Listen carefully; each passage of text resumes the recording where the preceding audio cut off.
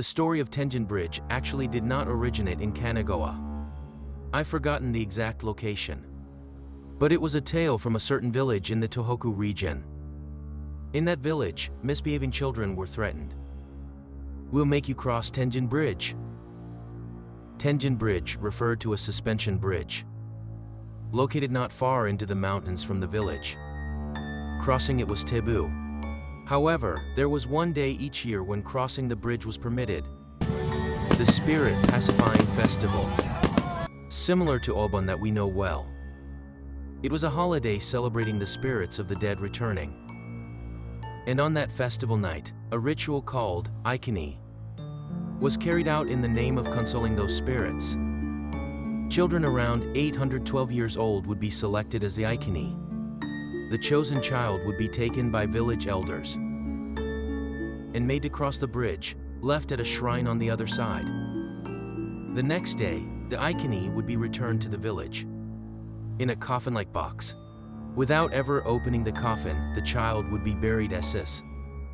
One festival night, a man secretly crossed Tenjin Bridge. The previous year's ritual had claimed his son. Of course, his son had been selected as the Aikini. The man wanted to know what had happened to his child. And so he crossed the forbidden bridge, passing over and continuing about an hour along a rough, unbeaten mountain path. As told, he arrived at the shrine. Lit lanterns indicated a presence, allowing dim view of the grounds. No one was around. He headed for the main hall, thinking the Aikini would be inside. But approaching footsteps forced the man to hide himself in the shadow of a nearby tree. The sounds came from behind the hall, bordering deep woods. Beyond the shrine should be uninhabited forest with no villagers. Yet a group emerged from the back into view. Around 10 men and women, young and elderly, wearing tattered clothing. No children among them. They gathered briefly at the front before entering the hall single file. Soon after, a child screams. Violent sounds of struggle, and bizarre cries unlike any the man had heard. He crept to the hall and peeked inside.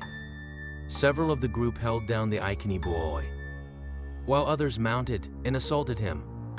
The formerly screaming child now made no sound or resistance. Faint festival music carried from the distant village. Otherwise, silence reigned but for sickening sounds of gobble, slur. From within the hall, the man grasped they were devouring the boy alive. Why the village offered up their child as Aikini to these creatures, he could not comprehend. Were they simply mountain residents, or inhuman monsters in man's guise? The man stood trembling in the shadows until dawn. After the group departed, allowing ample time, he entered the hall. Only ravaged remains of the boy and copious bloodstains were left behind. This tale was told to my father by a colleague at work. The protagonist himself.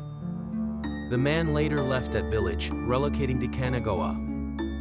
A supposed epilogue exists to this story. The man arrived in Kanagawa about 30 years ago. In that year, frequent cases of missing children occurred in the prefecture.